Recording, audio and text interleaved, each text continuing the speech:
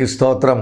ప్రభునందు ప్రియులరా, ప్రభు అయిన యేసునామమున మీకు అందరికీ ముందుగా నా హృదయపూర్వక వందనాలు. మరి దేవుడు తన కృపలో మనల్ని అందరినీ ఎంతగానో గత సంవత్సరం కాపాడి నూతన సంవత్సరం ప్రవేశపెట్టి మరలా ఈ రక్షణ దుర్గం టీవీ కార్యక్రమాల ద్వారా ఈ నూతన సంవత్సరంలో దేవుని యొక్క వాక్యాన్ని పంచుకునే ధన్యత ప్రభు నాకు ఇచ్చిన దాన్ని బట్టి నేను దేవునికి వందనాలు చెల్లిస్తున్నాను.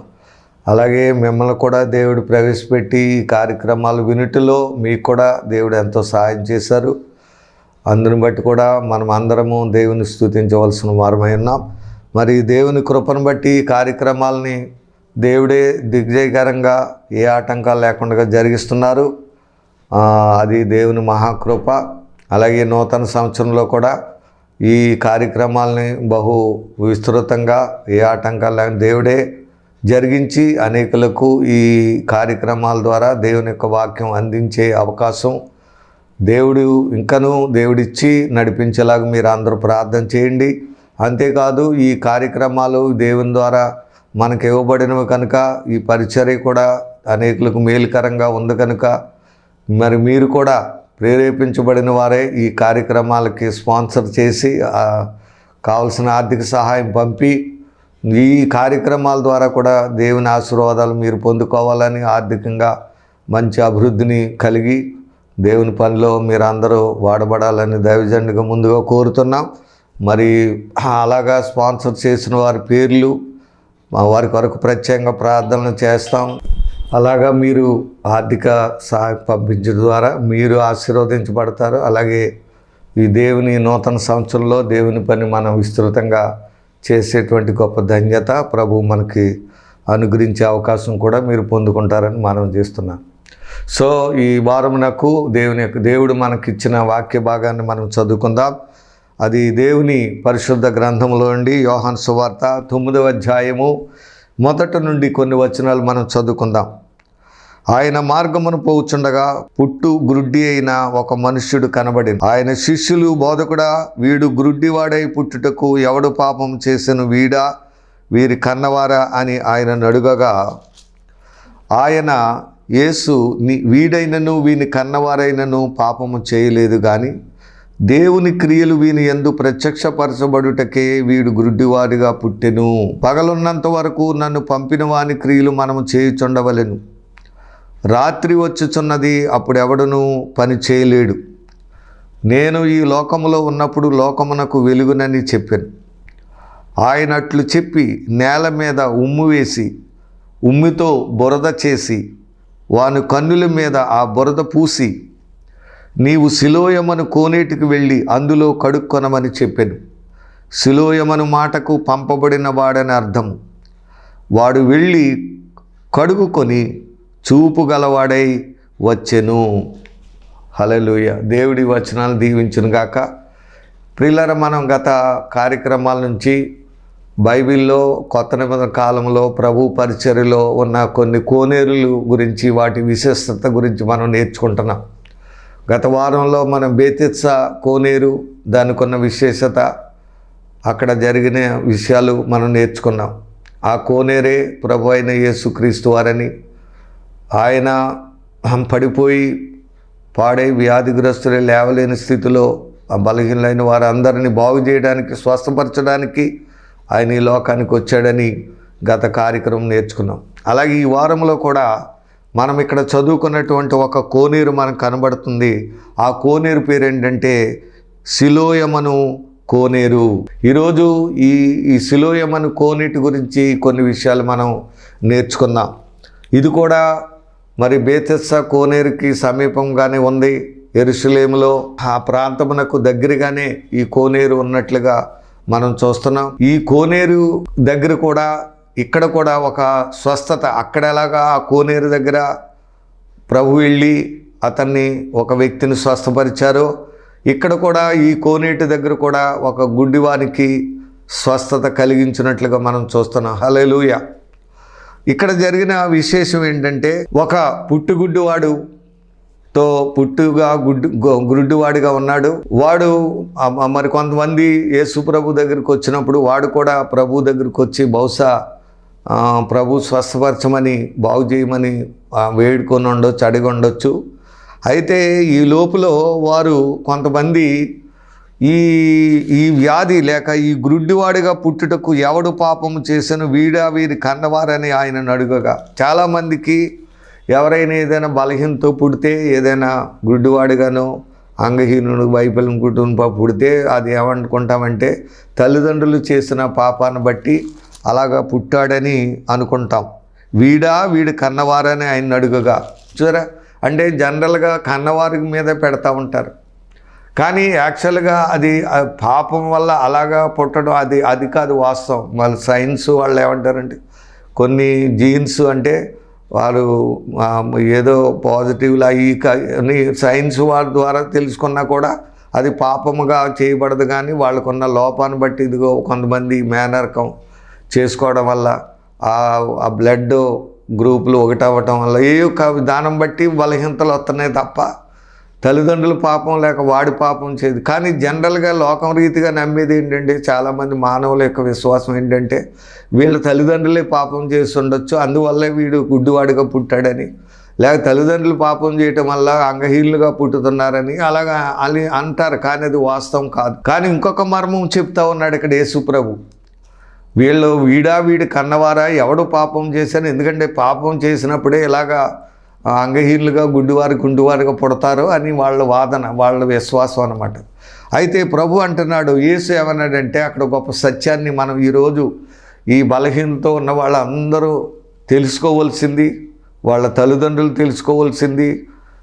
లోకంలో ఆ తల్లిదండ్రుల పాపం వల్ల ఎవరో పాపం చేసే వాళ్ళు ఈ బలహీనతలు కలుగుతాయన్న వాళ్ళందరూ తెలుసుకోవాల్సిన సత్యం ఏంటంటే, ఎందుకు పాపం చేయటం వల్ల కాదు. కానీ ఇదిగో చూడండి ఇక్కడ, వీడైనను యేసుప్రభు అంటున్నాడు, వీడైనను వీని కన్నవారైనను పాపము చేయలేదు, పాపము చేసేట వల్ల కలగలేదు. ఇది అలా కలిగినవి అయితే నిజంగా పాపం లేనివాడు ఎవడో, మనుషులందరూ పాపం చేసి ఉన్నట్లుగా వాక్యం చెప్తుంది. అలాగా అందరూ బలహీనలుగానే పుట్టాలి. మంచి ఏదో భయంకరమైన పాపంలో ఉన్న వాళ్ళు పిల్లలే, నిజానికి పాపంలో ఉన్న పుట్టిన పిల్లలే బలవంతులుగా ఉంటారు, ఆరోగ్యవంతులుగా ఉంటారు, వాళ్ళు మంచి బలవంతులుగా ఉన్నారు. మరి అదేంటి కారణం? కాబట్టి పాపము కాదు, వీడైనను వీరి కన్నవారైనను పాపము చేయలేదు. కానీ దేవుని క్రియలు వీని యందు ప్రత్యక్షపరచబడుటకే వీడు గ్రుడ్డివాడిగా పుట్టెను. హల్లెలూయా. దేవుని మహిమను మనం చూడడానికే వీడు గ్రుడ్డివాడిగా పుట్టాడు.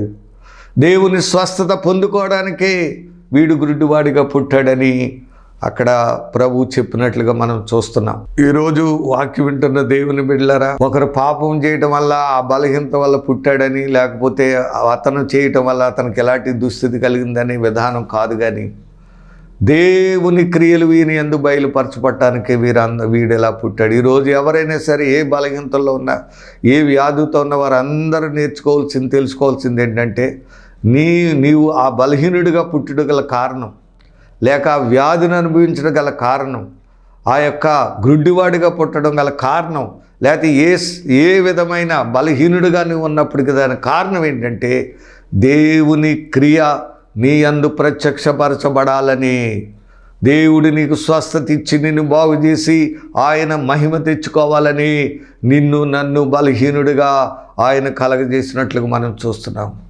ఆ రకమైన వ్యాధిగ్రస్తులుగా మానవుణ్ణి ఆయన పుట్టించినట్లుగా మనం చూస్తున్నాం.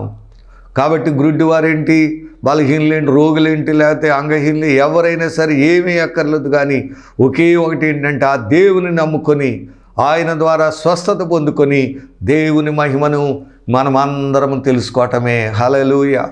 కాబట్టి దేవుణ్ణి తెలుసుకోవాలని, దేవుని ద్వారా స్వస్థత పొందాలని దేవుడు అలాగా గ్రుడ్డివారిగా పుట్టారు అని ఇక్కడ యేసుప్రభు మనకు చెప్తున్నట్లుగా మనం చూస్తున్నాం. 4వ వచనం ఉంది, పగలున్నంత వరకు నన్ను పంపిన వాని క్రియలు మనం చేయుచున్నాం, రాత్రి వచ్చుచున్నది అప్పుడెవడను పని చేయలేడు అని చెప్పి నేను ఈ లోకములో ఉన్నప్పుడు లోకమునకు వెలుగునని చెప్పాను. సరే, అంటే ఆయనే స్వస్థపరచడానికి వచ్చాడని, వ్యాధుల్ని స్వస్థపరచడానికి, పాపిని రక్షించడానికి వచ్చాడని, దేవుని చేత పంపబడిన వాడని, పగలున్నంత వరకు పనులు ఎలాగైతే చేస్తామో అలాగే దేవుని పని ఆయన, అంటే రోగులను బాగు చేయటం, సువార్త చెప్పడం, ఆ పని చేయాలి. ఒక వెలుగుగా ఆయన ఈ లోకానికి వచ్చినట్లుగా అక్కడ తన శిష్యులతో ప్రజలతో చెప్తున్నట్లుగా చెప్పి అప్పుడు ఆయన అట్లు చెప్పి నేల మీద ఉమ్ము వేసి, చూసారా, సృష్టికర్తగా ఆయన యేసు. ఇక్కడ మనం ఈ అద్భుతం ద్వారా ఒక గొప్ప సత్యాన్ని మనం తెలుసుకున్నది ఏంటంటే, నరుని దేవుడు నిర్మించినప్పుడు నేల మట్టితో నిర్మించాడు. దేవుడైన యెహోవా ఆదామును నేల మట్టితో నిర్మించి వాని నాసికారంధ్రములో జీవవాయువును ఊదగా నరుడు జీవాత్మాయను. హల్లెలూయా. బిడ్డలారా, మనము మన యొక్క శరీరము నిర్మాణము లేక మన దేహము మట్టితో తయారు చేయబడిందని మనం మర్చిపోకూడదు. మనం మట్టి వారముగా ఉన్నాం. మనము వట్టి కొండల్లాంటి వారము. మనము దేవుని చేత తయారు చేయబడిన వట్టి పాత్రలము, మట్టి పాత్రలంగా మన శరీరములను మనం గమనించుకోవాలి. అందువల్ల ఇక్కడ బురద చేశాడు. బురద చేసి నేల మీద ఉమ్ము వేసి, ఉమ్ముతో బురద చేసి వాని కన్నుల మీద ఆ బురద పూసి, సరే ఆ కన్నులకి ఆ మట్టిని పూసి, నీవు సిలోయమను కోనేటికి వెళ్ళి అందులో కడుక్కొనమని చెప్పెను. హల్లెలూయా. అక్కడైతే బేతెత్సా కోనేటిలో దిగాలి, ఆ నీళ్లలో దిగి స్వస్థత పొందడం. ఇక్కడైతే ఆ నీటిలో కడుక్కొని స్వస్థత పొందాలి. సో నీటిలో కడుక్కొనమని చెప్పిను. సిలోయమను మాటకు పంపబడిన వాడని అర్థము. బిళ్ళరా, వాడు వెళ్ళి కడుక్కొని చూపు గలవాడై వచ్చెను. హల్లెలూయా. యేసు ప్రభు చెప్పినట్లుగా వెళ్ళి పుట్టిన మొదలు గుడ్డివాడైన ఆ వ్యక్తి, గ్రుడ్డివాడైన వ్యక్తి యేసు చెప్పిన మాటను బట్టి యేసు ఆ బురద చేసి కన్నులకు పూసి కోనేటి దగ్గరికి వెళ్ళి కడుక్కోవాలి. అది బురద కడుక్కోమని ఎందుకు చెప్పాడు? నువ్వు చూపు ఉంది అని అనొచ్చు కదా. కానీ అక్కడికి వెళ్ళి ఏం చేయాలి? కడుక్కోవాలి. ఆ బురదంతా పోవాలి. అప్పుడు కన్నులు తెరిచినప్పుడు స్వస్థత కలుగుతుంది. ఒక ఆయింట్మెంట్ లాంటిది అన్నమాట. కన్నులకి ఏదైనా వచ్చినప్పుడు ఏం చేస్తారు? అరుకు వేసినట్టు.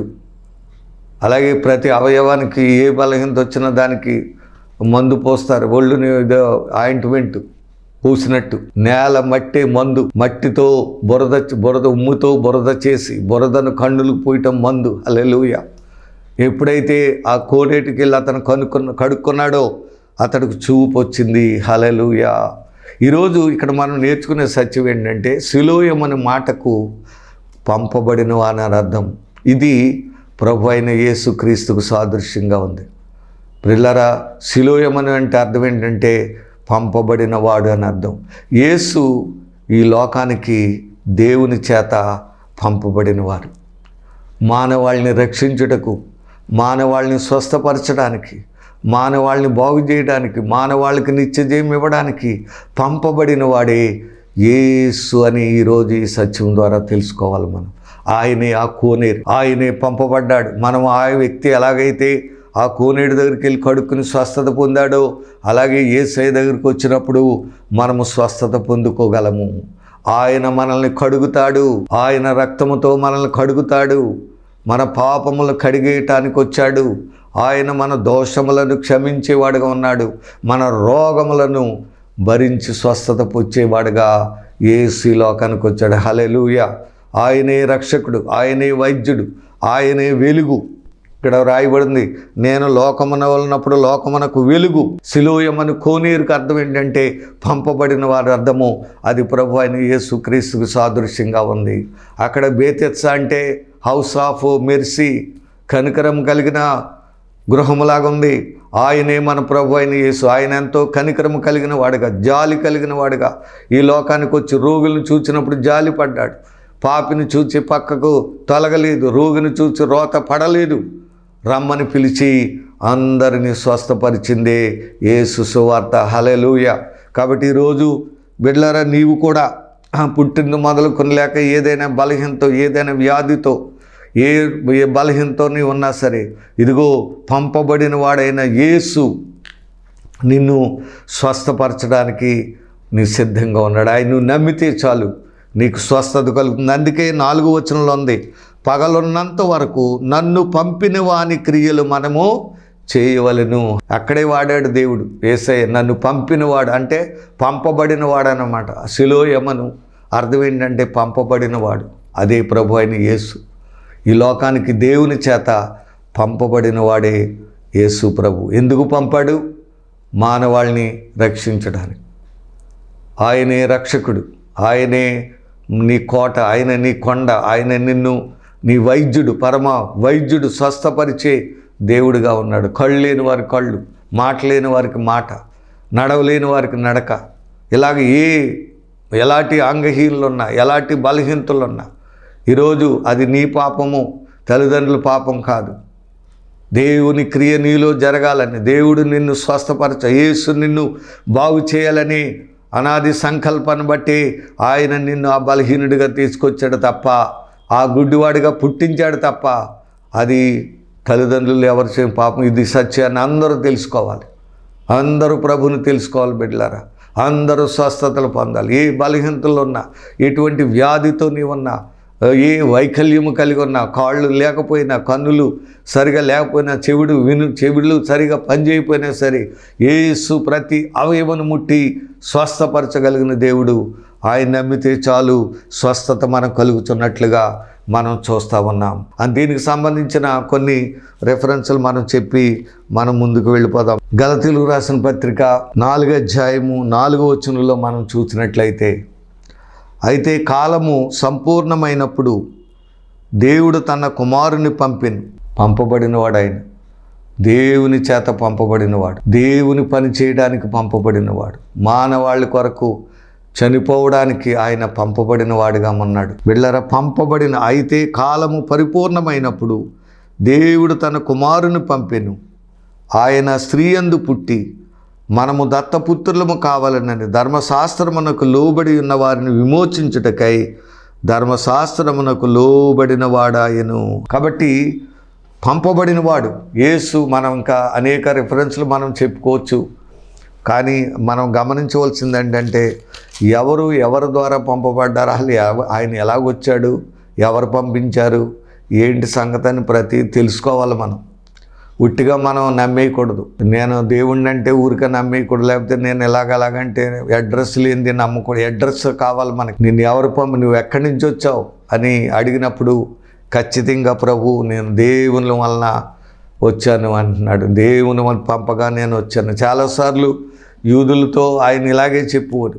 దాన్ని బట్టి యూదులు చాలా కోప్పడి చంపేయాలని పగబట్టారు. కారణం, నేను దేవుని తండ్రి చేత పంపబడ్డాను అని అనేక సార్లు చెప్పేవారు.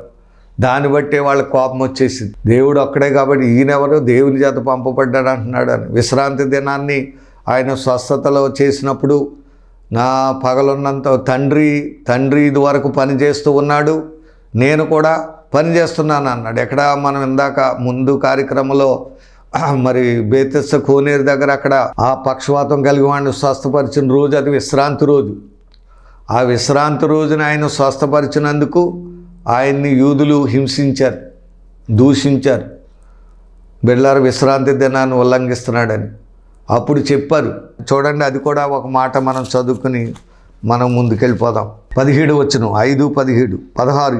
ఈ కార్యం విశ్రాంతి దినం చేసినందుకు యూదులు యేసుని హింసించారు. 17 వచనం, అయితే యేసు నా తండ్రి ఇదివరకు పని చేయుచున్నాడు, నేనును చేయుచున్నానని వారికి ఉత్తరం ఇచ్చాను. హల్లెలూయా. దేవుడు తండ్రిగా చెప్తూ ఉన్నాడు, ఆయనేమో కుమారుడిగా వచ్చాడు. తండ్రి అయిన దేవుడు కుమారుడిగా వచ్చినట్లుగా మనం చూస్తున్నాం. పంపబడిన వాడిగా ఇక్కడ కనపడుతూ ఉన్నట్లుగా చూస్తున్నాం.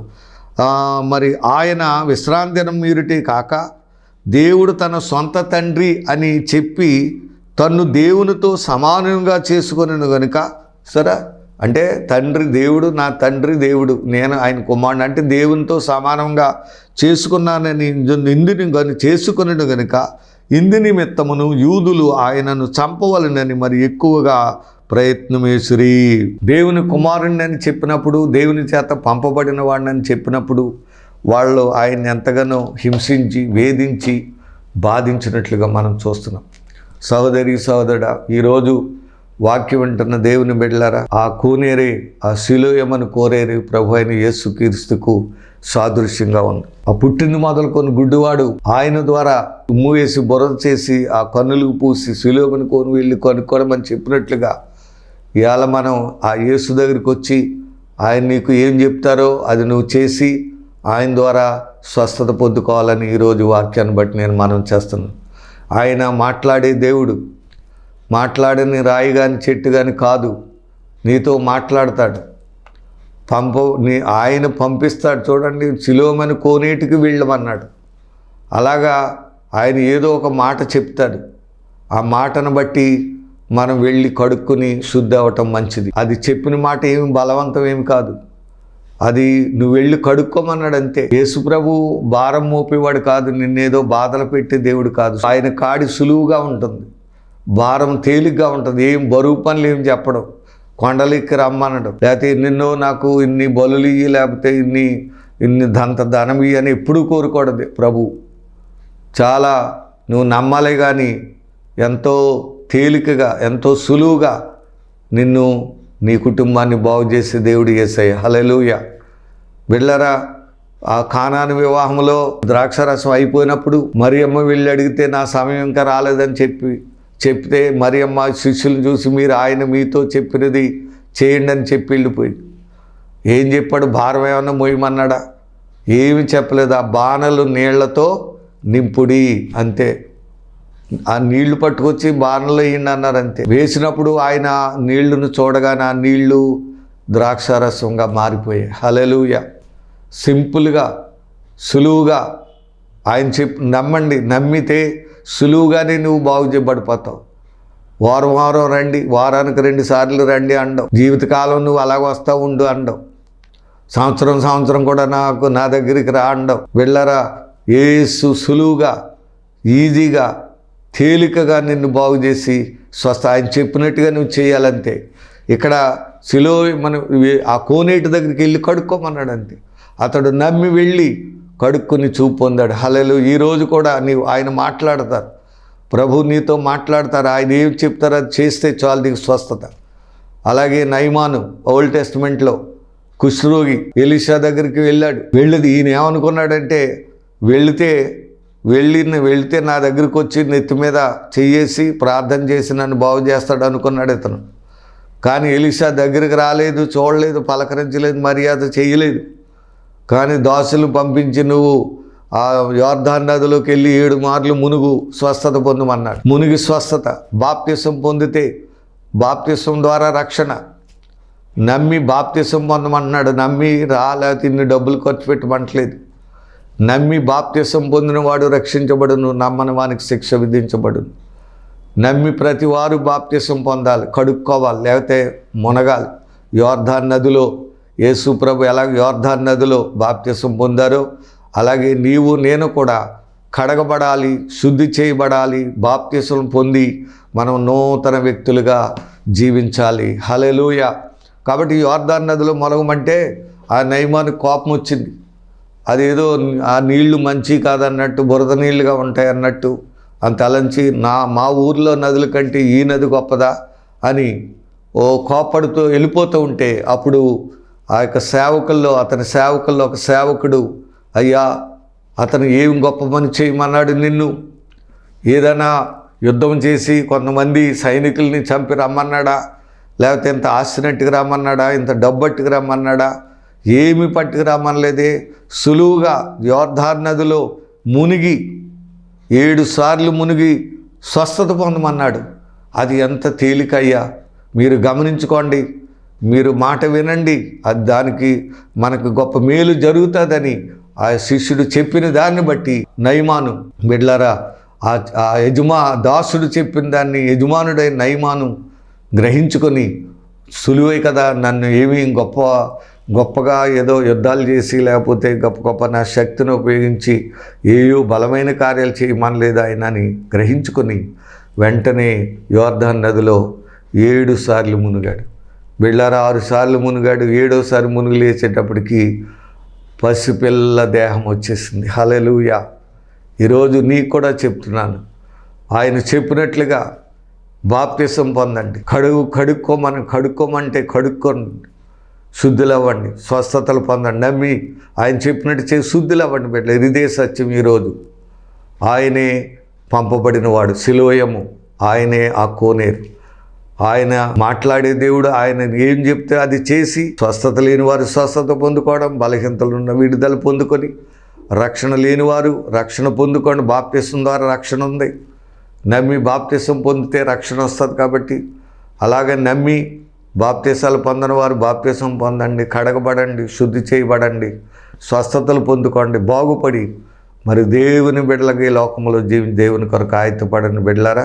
కనుక కోనేట్లకు ఉన్నటువంటి విశేషత గత వారంలో బేతెత్స కోనేరు దగ్గర జరిగిన గొప్ప స్వస్థత గురించి, అలాగే ఈరోజు ఈ సిలోయమ్మని కోనేటి దగ్గర స్వస్థత గురించి చెప్తున్నవన్నీ కూడా ప్రభు అయిన యేసును సూచిస్తూ ఉన్నాయి. ఆయనే పంపబడిన వాడని ఈరోజు మనం నేర్చుకున్నాం. ఆయనే కనికరం కలిగిన దేవుడని అక్కడ నేర్చుకున్నాం.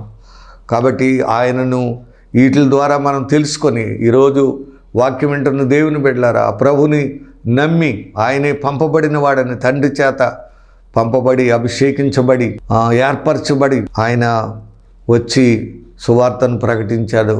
ఆయన మా రోగులను స్వస్థపరిచి పాపుల రక్షణ ఇచ్చి గొప్ప కార్యాలు చేసిన దేవుడని నిన్ను విశ్వసించినట్లయితే ఖచ్చితంగా ఈరోజు ఆయన నిన్ను బాగు చేయడానికి సిద్ధంగా ఉన్నాడు. ఎటువంటి బలహీనతో నీవు ఉన్నా, ఏ అంగ వైకల్యంతో గుడ్డివాడవుగా, చెవిటివాడవుగా, మోగవాడవుగా, నడవలేని వాడవుగా, ఎటువంటి వైకల్యము కలిగి ఉన్నా సరే ఆయన నిన్ను బాగు చేయగలడు. ఒక్క మాట సెలవిస్తే చాలు నువ్వు బాగుపడతావు. ప్రభువుని నమ్మండి. ఈరోజు ఆయన చెప్పినట్లు చేద్దాం, ఆయనను విశ్వసిద్దాం. ఆయన మాట సెలవిస్తే చాలు ఎటువంటి రోగమైన పోద్ది, ఎటువంటి వ్యాధి అయినా తొలగిపోద్ది.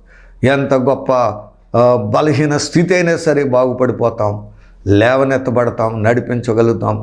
చక్కటి ఉద్యోగాన్ని, గొప్ప ఆరోగ్యాన్ని, గొప్ప ఆత్మీయ స్థితిని మనం పొందుకొని పరలోకం వెళ్ళే బిడ్డలుగా చేయగలడు. ఆయన నమ్మి ఆయన కనికరం పొందుకొని ఆయన ఇచ్చే స్వస్థతలు, ఆశీర్వాదాలు, దీవులు పొందుకొని ప్రభు బిడ్డలుగా జీవించి పరలోకం సిద్ధపడదాం. అట్టి కృప దేవుడు మీకు సమృద్ధిగా దయచేయాలని, అటువంటి చక్కటి ఆరోగ్యాలు మీకు సమృద్ధిగా దేవుడు మీకు అనుగ్రహించాలని దైవజనుడిగా నేను కోరుతూ ఈ మాటలు ముగిస్తున్నాను. దేవుడి మాటలను దీవించి ఆశీర్వదించును గాక. చిన్న ప్రార్థన. పరమ తండ్రి, ఈరోజు నీ వాక్యం ద్వారా మీరు మాతో మాట్లాడారు నాయన. గత బేతెత్స కోనేరు గురించి, అలాగే ఈరోజు మరి సిలోయమ్మని కోనేరు గురించి మాట్లాడావు తండ్రి. ఆ కోనేరు నీవై ఉన్నావని, నీవే పంపబడ్డావని, పంపబడిన దేవుడు అని నీకు వాక్యాన్ని తెలియజేసినందుకే నీకు వందనాలు ప్రభు. అలాగా ఆ వ్యక్తి ఎలాగైతే నిన్ను నమ్మి నీ ద్వారా స్వస్థత పొందాడు, అలాగే ఈరోజు వాక్యం వింటున్న నీ బిడ్డలు ఎవరైనా ఏ అంగవైకల్యం కలిగి ఉన్నా, ఏ బలహీనతతో ఉన్నా, ఎట్టి వ్యాధితో ఉన్నా సరే నిన్ను నమ్మి నువ్వు పంపబడిన వాడు కాబట్టి నీ ద్వారా స్వస్థత ఉందని తెలుసుకొని ప్రభు అవి నమ్మి నీ ద్వారా గొప్ప స్వస్థత, మేలు, దేవుని ఆశీర్వాదాలు పొందుకోవడానికి సహాయం చేయండి నాయన. లోకమందు ఏ మేలు జరగవచ్చు, కానీ లోకములో శాంతి సమాధానములు, గొప్ప వెలుగు నీవై ఉన్నావు తండ్రి. నీ ద్వారానే గొప్ప కార్యాలు జరుగుతాయి ప్రభు. అటువంటి గొప్ప దేవుడు అయిన నిన్ను ప్రతి ఒక్కరు కూడా తెలుసుకొని విశ్వసించి నువ్వు చేసే కార్యాలు చూసి నీ మహిమను పొందుకొని నాయన, గొప్ప కార్యాలు చేసే దేవుడు నీవే నాయన, అద్భుతాలు చేసే దేవుడు నీవు నాయన, మహత్కార్యాలు చేసే దేవుడు నాయన, లేవనెత్తే దేవుడు ప్రభు. అలాంటి గొప్ప దేవుడు అని నిన్ను ప్రతి బిడ్డ తెలుసుకొని ఇచ్చే గొప్ప కార్యాలు చూసి నీ కొరకు సిద్ధపడ్డకు సాయం చేయండి. మీరే మహిమ పొందమని ప్రార్థనకు ప్రతిఫలం దయచేయండి. యేసు నామమున అడిగి వేడుకొనుచున్నాము తండ్రి. ఆమేన్. God bless you. దేవుడి ముందు దీవించును గాక. Thank you.